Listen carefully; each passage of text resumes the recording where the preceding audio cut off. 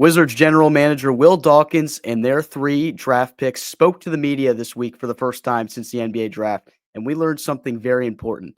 This team only drafted dogs. This is Locked On Wizards.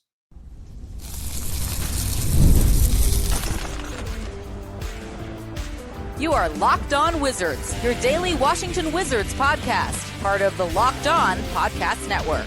Your team every day. Hey family, this is Locked On Wizards, where you're a part of our family. We thank you for making Locked On Wizards your first listen every single day. Part of the Locked On Network, your team every day. Alongside DC sports content creating savant and credentialed media member for the Washington Wizards, Abdullah, I'm Ben Schrober. I cover all things DC sports for 106.7 The Fan and the Team 980. Abdullah, I see you're cranking out to the music that we got here playing on Locked On Wizards. Let's get into it, man. We got a really fun episode planned for you today. I'm going to talk about the mindset that we've seen from Will Dawkins and the rest of the Wizards draft picks, 3 of them from this 2025 NBA draft class. And wow, I really think that we got some dogs here in Washington, and I'm going to tell you why right now. So what we heard from Will Dawkins in his first press conference, that every decision that was made about these players, including the number 6 overall pick in Tre Johnson, it wasn't just a basketball decision that was made to decide whose name is getting called during the NBA draft. Everything was done with the absolute most due diligence for every single player that they took in this draft. Tre Johnson, Will Riley, Jameer Watkins. The due diligence from this scouting staff, from this organization is remarkable. And I'm so thrilled to hear that we have real people in charge who are valuing things like personality, character, and the desire to be great as an NBA player. Tre Johnson, they asked him what his hobbies were outside of basketball. He said, I don't have that. All I care about is ball. And that's something I love to hear. That reminds me of the guy on my t-shirt right here in Washington, the quarterback Jaden Daniels, a dude that only lives and breathes the sport he plays. This dude's got what it takes to be great. He's got the ability. He's got the mentality. And that's what Will Dawkins was looking for. That's why I'm so excited right now. I was excited when the pick was made because of the talent. But after hearing Dawkins and him speak to the media about the reasons they picked these players, I am so thrilled for this upcoming season. I can't wait to see how these players develop. This is such an important thing to me about how the player's mentality shapes up and how that aligns with what the organization is looking for. I am so excited to see that our front office cares about things like this, Abdullah. Yeah, and I think it's a fresher breath air. And I get it, this Wizards regime, Will Dawkins started in 2023, but it's just getting a guy like Tre Johnson at 6 is legit a steal. And I really think that he could have been that 3rd overall pick to Philly, but somehow he fell into Will Dawkins' lap. And on top of that, you also get a guy in Will Riley who can basically be Keyshawn George 2.0.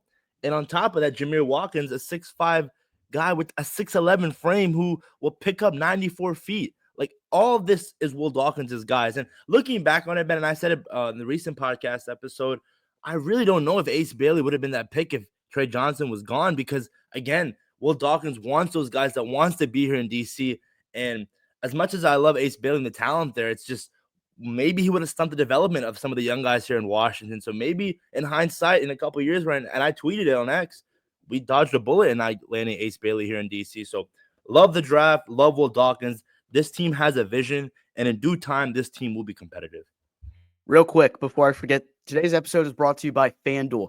Right now, new customers can get $150 in bonus bets when your first $5 bet wins. You might want to put a bet on Tre Johnson to win Rookie of the Year. I know this is a stack class, and he'll go up against guys like Ace Bailey and Cooper Flagg, but I saw the odds right there. I can't remember off the top of my head, but on FanDuel, I would get that in there because we got a guy with the mentality to do so here in Washington. Really good Washington Post article detailed here by Varun Shankar about the Wizards draft picks and how they aren't afraid of a little bit of hard work. A reoccurring theme emerged in this Wizards front office when they introduced the 3 draft picks on Saturday morning. The exemplary hard work put in by these players and the Wizards front office, including the scouting staff, was such an important part of this process. Will Dawkins said there's not a lot of fluff with these guys. They're serious. When we brought them in and put them in competitive situations, they answered the bell. So that shows you that the pre-draft workouts they conducted were important because they wanted to test how guys responded to certain situations. One thing they're impressed with Tre Johnson was how he responded to fatigue in these workouts. And I think fatigue was an important thing that kind of defined him as a college player because he was putting that Texas Longhorn team on his back. That team really struggled for a lot of the year in a super tough SEC conference, and Tre Johnson had to carry the weight for the Longhorns most of the year. And I think some of the fatigue is what led to him maybe taking some of these plays off defensively. And that's what Will Dawkins showed him in the film sessions. One thing that Dawkins said, I think my film sessions with Johnson were not as nice as they were with head coach Brian Keefe. That was one thing they did was they had Brian Keefe do some film sessions and also Will Dawkins. And Dawkins would show the tape to Johnson saying, look, man, you took this play off defensively. This doesn't fly here in DC. We can't have that. And Johnson's response to that, I think, is exactly what Dawkins was looking for. He looked for accountability and somebody that was going to be motivated. And that's one thing that Johnson said. He said that seeing these plays where he took it off motivated him to work harder, motivated him to become a great player, become a great two-way player in the NBA, which has become so important. Culture. That's the key word that I'm hearing from Will Dawkins in that presser.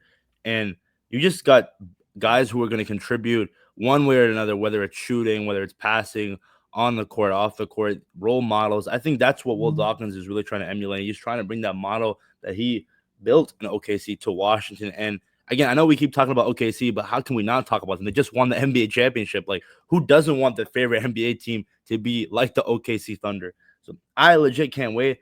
And on top of that, you add a guy, and I know we're talking about the draft in general, but Dillon Jones off of the Thunder, another first-round pick, Ben. You already hit on 3 of 3 last year in a weak draft class, and on top of it, you traded for AJ Johnson, and now you got Dillon Jones, who we'll talk about. I mean, Will Dawkins, for me, if you still don't believe in this guy's vision, I think you're blind.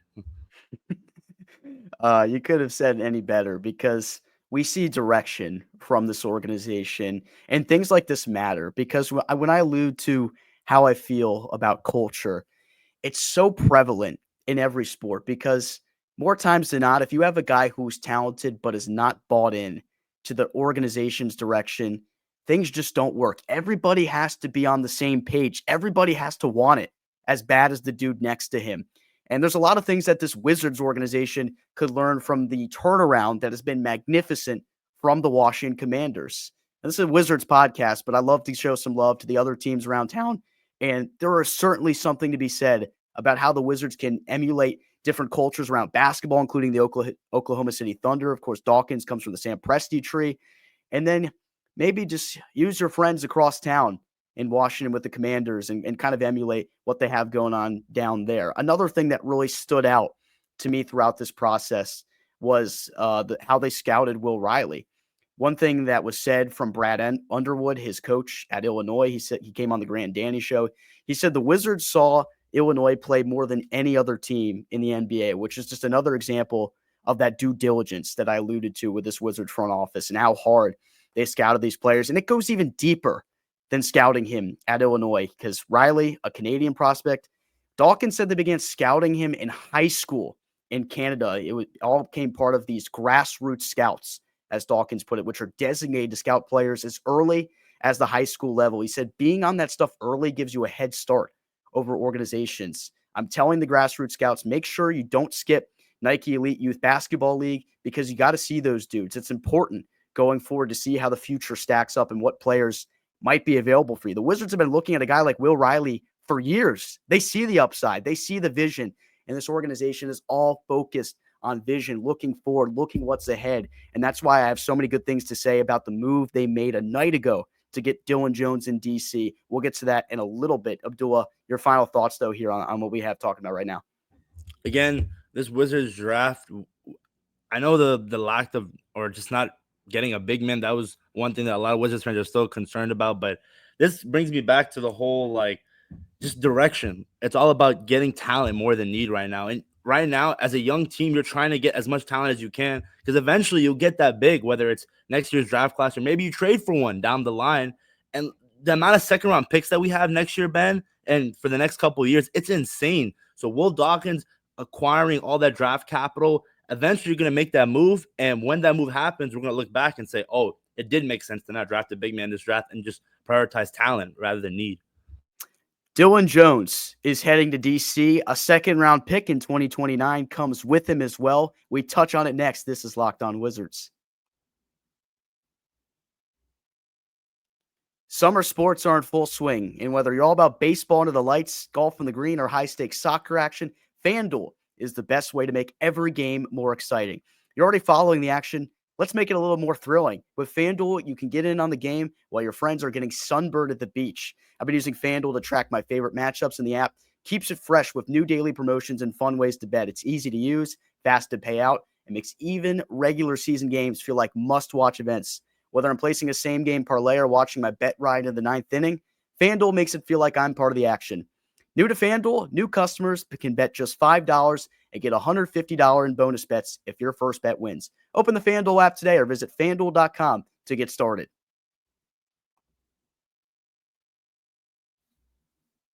Welcome back to Locked On Wizards alongside Abdullah Ayubi. I'm Ben Strober, and we got a lot to unpack. Will Dawkins only drafting DAWGS here in DC, and potentially another dog, a 2024 first-round draft pick, number 26 overall, Dillon Jones, heads to Washington. Colby Jones heads to Oklahoma City, where he will be released. Salutations to him. He was a decent presence here in Washington, but this is a great move going forward. The Wizards add another second-round draft pick in 2029. That's 18 of them going forward through 2032. That is insane. Insanity. And something that really strikes me about this move is the Wizards will have 5 players on their roster next year that were drafted in the first round just a year ago. It's insane. Remarkable stuff. And I'm looking at it, Ben. This man, Will Dawkins, got Marcus Smart, Colby Jones, made that trade. Will Riley, Jameer Watkins, and 2 second-round picks for Johnny Davis, Marvin Bagley, and 2 second-round picks. I'm telling you, Ben, there's just not that many GMs, maybe a handful of GMs in this that can do that. That's insane work right there by Will Dawkins. I wanted to detail a little bit more here about what Dillon Jones brings to the table. He's a 23-year-old at 6'5", 235. One thing that maybe was part of the reason he departs from Oklahoma City was that the Thunder kind of had him playing out of his natural position. This is another guy that plays well off the wing. I think Oklahoma City didn't really have a spot for him, and that's kind of why they're parting ways. One thing that we noticed with him is something that I actually picked up from watching the Locked On Thunder podcast. Rylan Stiles said he was able to cover him in the NBA and then also with the G League affiliate, the Blue. And he said that Dillon Jones didn't show him any flashes, which as a Wizards fan, you might be a little concerned. A guy who's covering the Thunder says he didn't see the vision for a guy that was drafted in the first round a year ago, didn't see any flashes from him in his time in the G League. But he said, to his credit, the Thunder just kind of had him facing a lot of adversity since there wasn't great structure for him. The Thunder's G League squad had to try to play him in an unnatural position to him. So this is one of these things where he gets an opportunity to get a fresh start here in Washington. One thing that Stiles said is that Jones could definitely revitalize himself here in Washington because this is a much better opportunity for him. The salary cap sheet doesn't matter for the Wizards right now compared to the Thunder, who make this move purely for salary cap reasons. And if you know, you know. Sam Presti on draft night a year ago traded 5 second-round picks to get back into the first round to get Dillon Jones so that Boston couldn't get him. This is a guy that Sam Presti was extremely high on. He didn't want another organization he thought was going to compete with him to get him. So that shows how highly they thought of him, and maybe the situation just wasn't quite right for him. I think this is an opportunity for the Wizards to really evaluate someone that might have some true talent here. And either way, you do add another draft pick to the asset that you have going forward. This is a win-win situation for Washington. I don't know how you could dislike this deal right here. Former Big Sky Conference Player of the Year at Weber State. I think he averaged just a little under 21 points per game. Again, a first-rounder, and Sam Presti really believed in him. And Sam Presti, I mean, the resume speaks for itself. He's a genius as well. So if he has so much confidence in a guy like Dillon Jones, Will Dawkins would in their swoop. On top of that, added a second-round pick. There's no way you can say that the Wizards lost anything during this trade. I get it. Colby Jones was a nice piece, solid piece. One who's given those minutes this past season, the second half of the season, contributed well. But you got to love Dillon Jones, first-round pick for a reason. Yeah, and the Wizards just have such a crowded backcourt situation right now that you also have to think about how you're going to free up spots for everyone on this team. That's kind of something we'll touch on in the third segment. on what the Wizards' plans at center are going forward. Was it a strategic move for them not to take a center in this draft? Will they add one in free agency? We'll unpack all of that and what it means. But the backcourt is so crowded right now, and the Wizards are constantly evaluating everything within this organization. And now they get an opportunity to see a roster that has 5 former first-round picks from a year ago all playing on the floor. I don't know if we'll see a lineup with all those guys at the same time, but there's not going to be a shortage of players who are highly touted, highly talented players that will be on the floor for this Wizards team. It's going to be so interesting to see the way they pair lineups and how they kind of, share the pot a little bit in terms of minutes. That's something maybe we'll get more of a sense of in the summer league. We'll maybe see some rotational spots when the young guys get to play in the summer league, what their role looks like with them.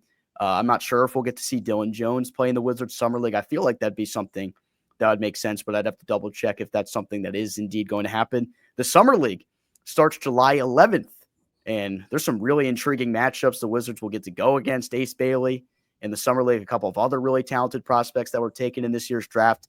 And the Wizards are going to have such a stacked summer league roster right now. I mean, we're going to see all the guys from last year in the first round draft class, Alex Sarr, Bub Carrington, Keyshawn George, see all those guys play again, except Alex Sarr might be the one exception. I think he's potentially going to be playing with France this summer. Not sure if we'll see any Bilal Coulibaly in the summer, probably not at this point, but you also get the opportunity to see a couple of other young guys. And of course, your first round draft choices from this year, and Will Riley and Tre Johnson, and then Jameer Watkins also will get a fair shot in the summer league as well. Mm-hmm. And you talked about how it's going to be interesting to see how the lineups are. One thing that you love about this upcoming year is that you don't have to worry about vets like Kyle Kuzma, Jonas Valanciunas, somewhat altering the development of these young guys. Now it's all about the full youth movement here in Washington. You still have vets in Marcus Smart, Chris Milton, but they're being the mentors. They're the ones that are going to be showing the ropes rather than Kuzma and Valanciunas taking a lot of those touches. And it's interesting because you talk about the summer league. I was listening to Chase Hughes, and he brought up an interesting point how Will Dawkins loves to see competition. He doesn't want any guys to back down. Your roster spot is not secured. And when he was in Oklahoma City, I think in that one summer league, it was Jalen Williams and Chet Holmgren. They were playing year 2 of their NBA career. So you talked about Alex Sarr potentially not being there. That would make sense if he was playing for France. But I see Bub Carrington, Keyshawn George, AJ Johnson. I don't see Bilal playing, Dillon Jones. A lot of these guys, they should be able to play. And I think they should compete. And I think they should at least somewhat be in that Final Four because there's so much talent on that summer league roster on top of the draft picks that you got this year. Yeah, competitiveness is a good word that you brought up there and what that means to Will Dawkins, Travis Schlenk, and Michael Winger. And that's something they've preached from day one was competitiveness. They wanted to see how guys competed in the pre-draft workouts. I think that's something that stood out, especially about Will Riley. They said he might have been the most competitive guy they saw at those workouts. And that's ultimately why they decided to trade for him. And to think about how they were able to trade back 3 spots because they knew he would be there to get their guy. And they also were able to acquire more draft capital as a result. I mean, Dawkins is just moving in ways that we don't expect. And that's what I love. I love when the general manager is unpredictable and is savvy in the way he makes moves. And I'm just so steamed up about, one, the youth movement, the movement of dogs, canines, as Doc Walker would call it. We've got some really, really fierce competitors in Washington. I don't think you can ever fault a team for falling in love with a guy who just wants to compete, somebody who wants to be great. I think the Wizards got that in this draft class, and it's going to benefit them long term. That's going to be a cultural instillment to this organization. I am so fired up for it.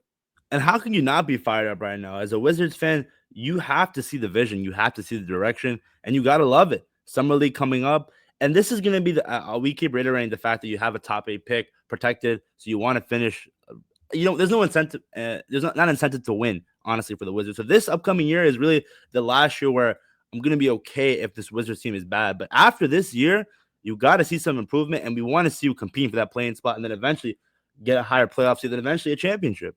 And I'll say one thing right now, because I think for Locked On podcasts or Locked On Wizards, us specifically, we get a lot of flack saying that, we are just fans and we are not critical of what the organization does because that's just who we are. I'm here to tell you right now that we say everything that we do about the front office and the direction of this organization because I believe it.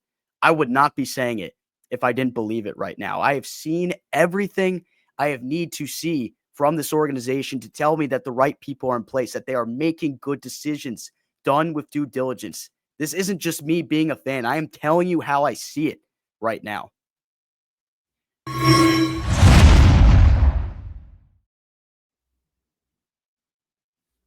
Welcome back to Locked On Wizards. Here in segment number 3, we will touch on the Wizards not adding a center in this NBA draft. And I know there was a lot of hubbub about what Washington might do. Do you trade up in the first round from 18 to get a center like Darren Queen or Thomas Sorber, who went to Oklahoma City? Or were the Wizards going to trade back and take someone like Kaman Malawach?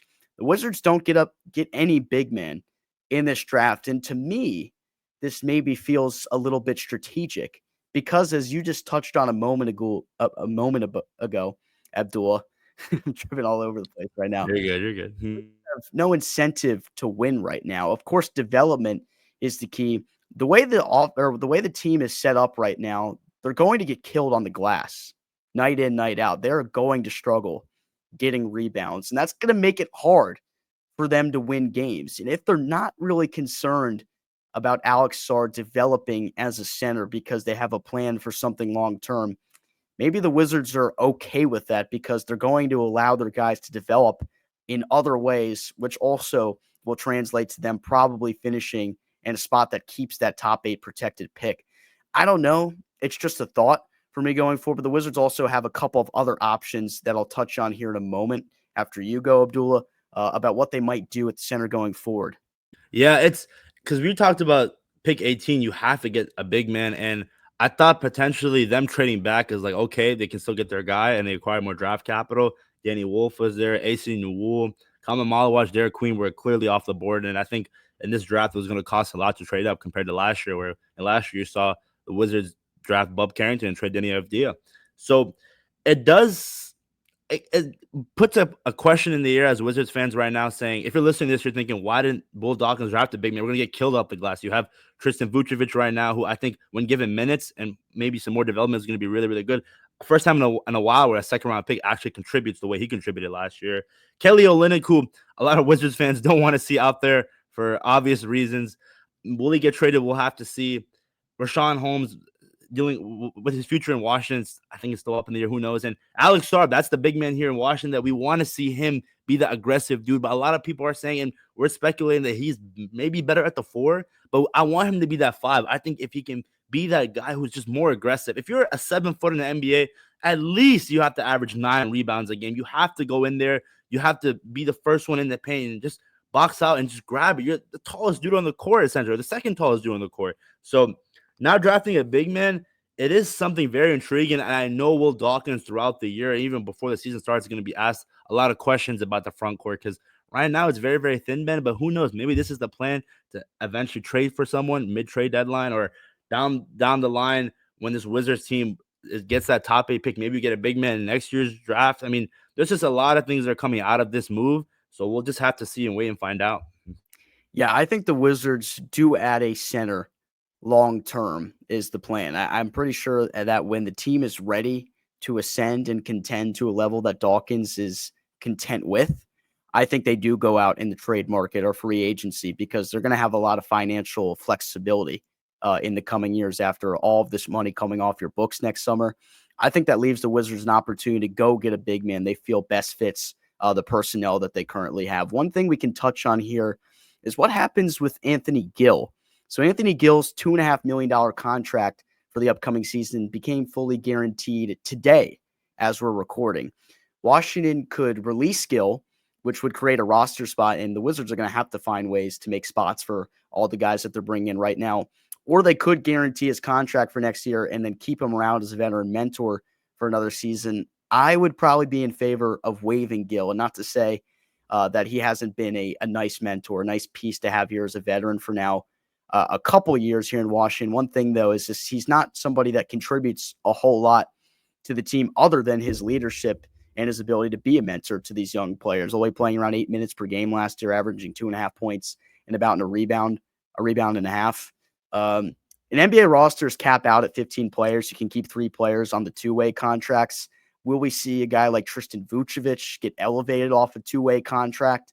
I think that's something a lot of Wizards want to see. They want to see more of Vucevic because when he has gotten his opportunities and played ample minutes, he's looked pretty solid. And as it stands right now, you have your front court lineup with Sarr, Olynyk, Vucevic, Rashawn Holmes, whose future's up in the air because he's on an expiring deal. Will the Wizards be able to move him possibly for more assets? I think this opens the door for Vucevic to get a lot more minutes, a lot more playing time. And I think that's something that's really good because it's a second-round pick, as you mentioned, but he has proven to actually be pretty solid in the minutes that we've seen. He has been able to be effective for this Wizards team in the front court. So maybe to watch him play alongside Alex Sarr a little bit might actually be something that's intriguing. I don't think Anthony Gill should be back. And I know there's a lot of people that probably advocate him as a mentor to be back, but I think there's already enough veteran leadership and a presence of that within this locker room that I don't think he's really worth a roster spot right now.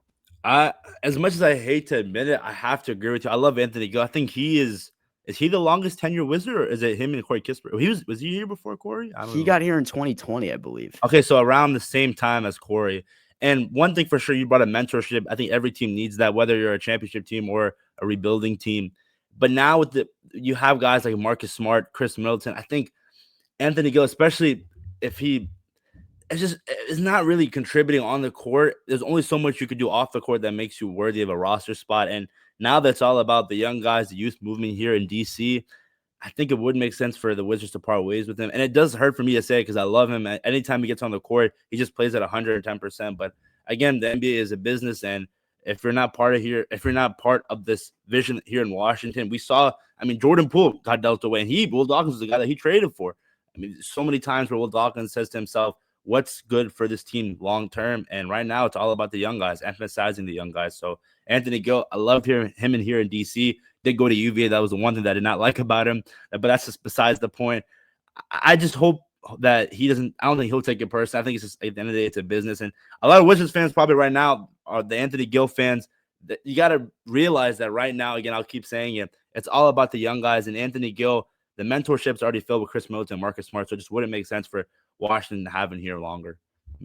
Yeah, I definitely agree with you. Anthony Gill, a nice piece, a really good guy that was beloved by the fans, by the organization. I think he has done a lot of great things for the current core in place, but it probably is time for them to move on and start to clear up some spots for what's coming in the door here. 5 first-round picks from the draft a year ago on this roster. You add even more talent, 3 draft picks this year if a guy like Jamir Watkins can indeed make this Wizards roster, whether he's put on a 2-way contract. Justin Champagnie was somebody that also was on the 2-way contract that got a lot of time for the Wizards as well. So it's just like we've gotten to that point here where there are not enough spots to go around for a lot of guys that need to play minutes for this Wizards organization. So they are able to evaluate what they truly have. I think they already have enough veterans to lead this group at this point that having Gill around probably just doesn't do a whole lot of good for anybody. I hope he can get another opportunity somewhere else, though. Yeah, and it's crazy to say, Ben, because not too long ago, this Wizards roster, we were looking at it and saying, where's the talent? But now at some point, we're going to have a discussion of, does DC have too much talent? And when it comes down to who's going to be given minutes, and then eventually when there's just these guys competing, it's like, hey, who should we trade in order to get that guy that can take us to the next level? So a lot of decisions are going to be made this upcoming year, and we're going to learn a lot this upcoming year. I get it. Not going to be a lot of winning like the previous 2 years, but it's going to be improvements. It's going to be a lot of hiccups, but because you're a young team, mistakes are going to happen, and inefficiencies going to happen. But at the end of the day, it's all about development, and it's about getting better 1% every day. All right, we're about a day away from July, which means Summer League starting soon. Wizards fans will finally get to see our draft choices play on the floor for the first time, and maybe we're going to see some of our old pals from last season, Bub Carrington, Keyshawn George. Another opportunity to watch our guys play. I'm fired up for that. I'm fired up for the DAWGS that we have brought in to Washington. That does it for the first episode of the week here of Locked On Wizards. Thank you for making Locked On Wizards your first listen today. For your second listen, find the Locked On NBA podcast where there's no offseason. Doug, Matt, and Hayes keep you up to date on contract negotiations, rumors, and everything you need to be the most informed NBA fan. Find Locked On NBA on YouTube or wherever you listen to your podcast. Part of the Locked On Podcast Network. It's your team every day. We'll catch you in the next one. For my co-host, Abdullah Ayubi, I'm Ben Strober. Let's go Wizards. We'll talk to you tomorrow.